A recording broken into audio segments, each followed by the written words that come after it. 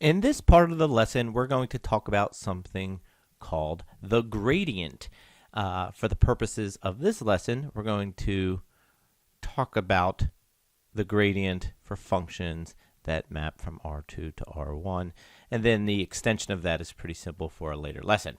Okay, so what is the gradient? The gradient is this thing called del f. Now, what is del f? It is a vector made up of two components, par f par x and par f par y. These are the two things we talked about in the last lesson. The partial with respect to x and the partial with respect to y. You might think of it as a vector of corresponding x and y slopes. And we can think of the gradient as like the natural slope vector. And now we're going to give you some details on this. There's some new characters here that we're going to discuss. So here's some details. That funny upside down triangle, that is a character called del. That's how it's pronounced, that's how it's spelled, and that is this operator here. Now, let me show you what I mean by an operator. This is a vector operator that's par x, par y, and it alone looks like this, but it wants to act upon something else. So this is the vector operator. So when you see del f, the del is actually operating on f. So let's say del, and just to make it more explicit, let's say f of xy. So del operating on f of xy. Let's see, so we have del, which is par x, par y. And then outside of that vector, we have a function. And this function actually is a scalar, so we call it a scalar function. It's not a vector, so it has to be a scalar, and we know that the scalar multiplied to a vector, we distribute, and when we do that distribution, we have the par f, par x, par f, par y. And lastly, an important item is the magnitude of del f, and the magnitude of del f is no different than the magnitude of any other vector. It's simply the square root of the sum of the corresponding squared components, as we see here. Partial with respect to x squared, partial with respect to y squared, and the square root of that. So I'm just going to put a box around the gradient. There we go. The next item that we want to discuss is something called a directional derivative. Okay, this is a direct extension of what we talked about last class.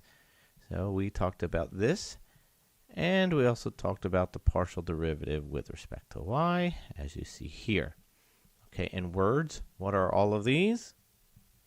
The first one is the rate of change in f when moving in the positive x direction. Specifically, what I mean there is the direction is in the form of 1, 0, or I, and the partial derivative of f with respect to y is the rate of change in f when moving in the positive y direction, or the direction described as 0, 1, or simply j. Highlighting here that it is a rate of change that we're finding in both cases. The difference is in the direction that we're moving.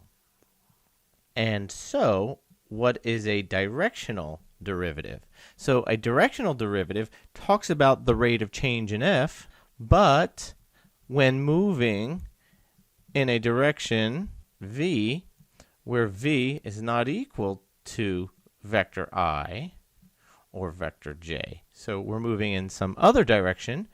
How do we find the rate of change in f? So I just put in words here that the directional derivative is the rate of change in f when moving in the direction of some vector v. I'll do a little bit of developing some ideas here. If you take the magnitude of the gradient, or the magnitude of del f, that's going to give you the maximum rate of change in f for where you are moving in the natural direction. Put it into words here, or along the direction of natural slope. And we're going to discuss this a little bit more, so you don't just take my word for it. Okay, so del f represents then if magnitude of del F is the maximum rate of change, then del F represents the direction in which we have the quickest increase, as the words describe here. I don't mean to get ahead of myself, but if the gradient does in fact point in the direction of quickest increase of the function, well, that has consequences in machine learning. Suppose we had many variables and we could tell mathematically which direction to move in based on the gradient. Well, that's the basis of machine learning. So this is a pretty important concept here. Let's do a little illustration here. What I have in this purple is a level curve, f of xy equals k. So this is a special level curve. And then I've highlighted a point here. And at this point, we talked about the ability to find if we move in the positive x direction or the direction of I, we find the instantaneous rate of change with respect to x. If we move in the positive y direction, we find the instantaneous rate of change with respect to y. And then we also talked about if we move in the direction of del F, the magnitude is the maximum instantaneous rate of change in F. Now I'm going to repeat that drawing. I'm going to draw del F again. This time del F is just the vector del F, which is representing the direction of quickest rate of change. So that's if we move in that direction. But the point of a directional derivative says, well, we're not moving in I or j, but suppose we're moving in some other direction. Suppose I'm moving in this direction here, which is direction v. I want to find the rate of change in F if I move in that direction. We talked about temperature. What is the instantaneous rate of change in the temperature if I move in the direction v? Or what is the instantaneous rate of change in the altitude if I move in the direction v? Now, the really cool part here, the concept of this, is the instantaneous rate of change when we move in the direction of v is simply the component of del F onto v. So how much of del F is applied to vector v? This vector here is the projection of del F onto v, and the scalar of that is the component of del F onto v, and that gives us the directional derivative. So we'll write it here. The directional derivative of F in the direction of v is the component of del F onto vector v. Mathematically, we can do that. That's simply del F dot vector v over the magnitude of vector v. And that can be written as del F dot, now del F is a vector, dot v over the magnitude of v. Now, vector v over the magnitude of vector v is a unit vector in the direction of v. And just for notation purposes, the directional derivative in the direction of unit vector u of f. Now, I also wanted to kind of show mathematically what happens when we move in the direction of del F. Well, then we're going to have the component of del F onto del F, which then is del F dot del F over del F magnitude. And then the numerator is del F magnitude squared over the denominator, and that comes out to be the magnitude of del F, which we said is the maximum rate of change in F. Okay, now we're going to discuss a very important property. The vector del F at some point P is always orthogonal to the level curve at point P. Let's illustrate this. So here's a point P. At point P, if I were to draw a tangent to the curve at point P, I have that there. That's the tangent. Then if I were to draw del F has to be orthogonal to that tangent, orthogonal to the level curve. Now, we're going to prove this in an exercise, but for now, I want to get some intuitive sense.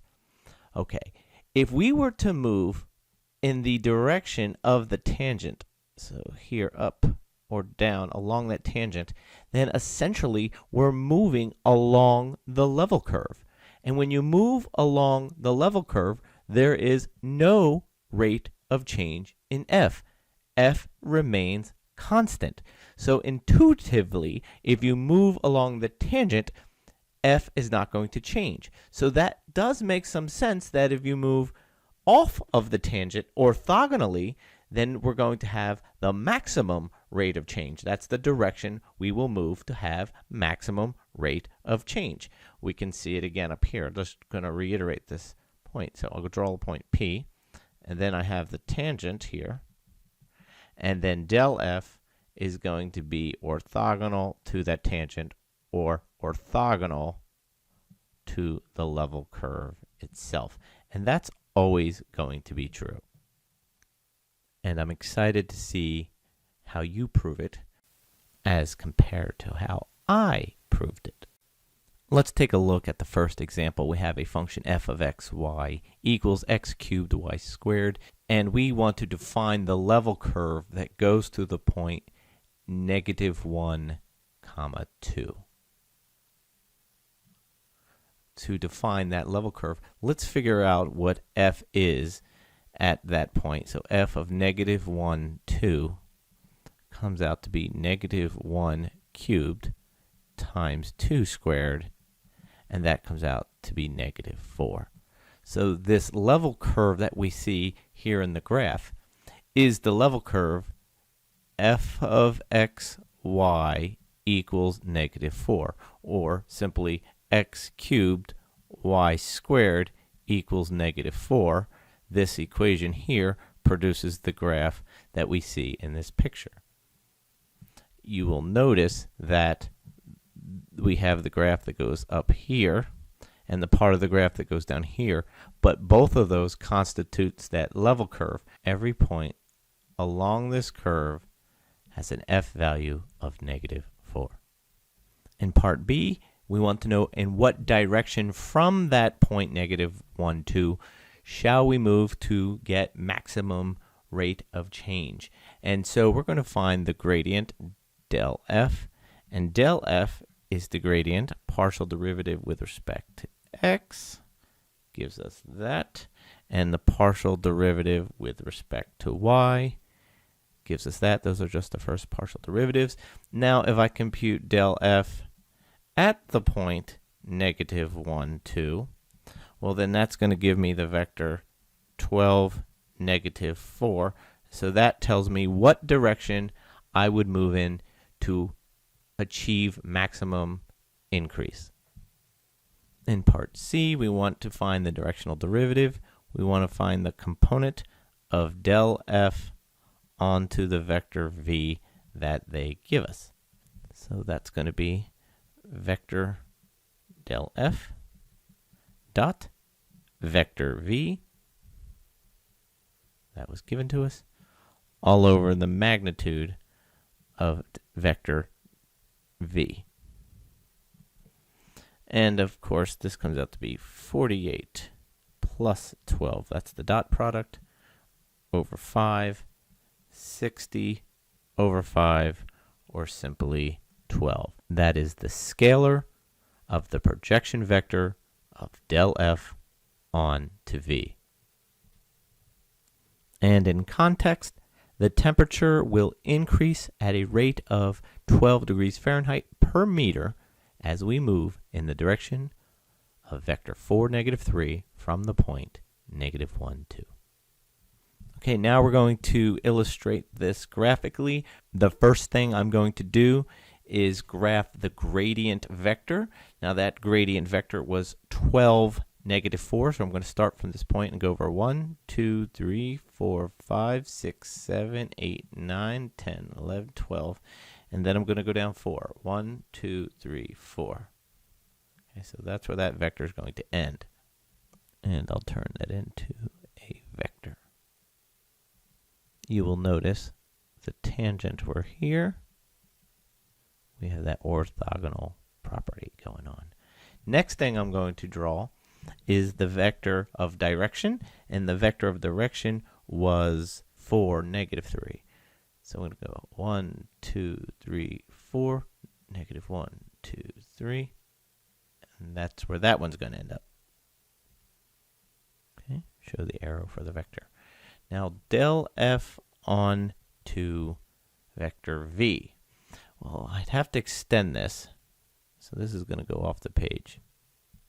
There's my best work at extending vector v. And then I need to drop this down so they meet at a 90-degree angle. And then this scalar here has the value of 12. I'll make that a little darker so you can see it. That's the directional derivative. That scalar distance is equal to 12.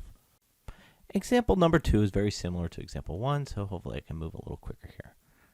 For part A, f at the point 1, 2 comes out to be negative 7. So the level curve that we are graphing, or that we see above, is f of xy equals negative 7, or simply x squared minus 4xy equals negative 7. We have that graph above, and every point along this level curve has the function's value of negative 7. In part B, we will first find del f, and del f comes out to be 2x minus 4y, comma, negative 4x. Then we find del f at the point 1, comma 2, and that comes out to be negative 6, negative 4. To figure out the direction, we are going to go from P to point Q, so we subtract the corresponding components, and so the vector direction is 1, 3.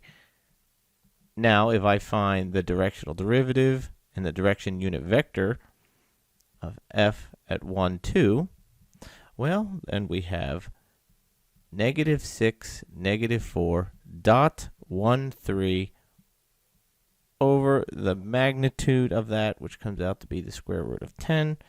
And in the end, this comes out to be negative 18 over radical 10. That is the directional derivative.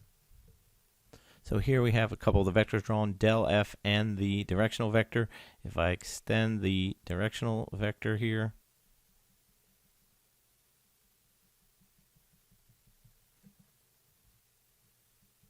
then I can show the projection. So the projection here is going to come down like this, 90 degrees. And then this quantity here, so this magnitude is 18 over radical 10. Scalar that we got was negative 18 over radical 10, and that's negative because we are moving in a direction that creates a negative rate of change. And here are the solutions worked out for example 3.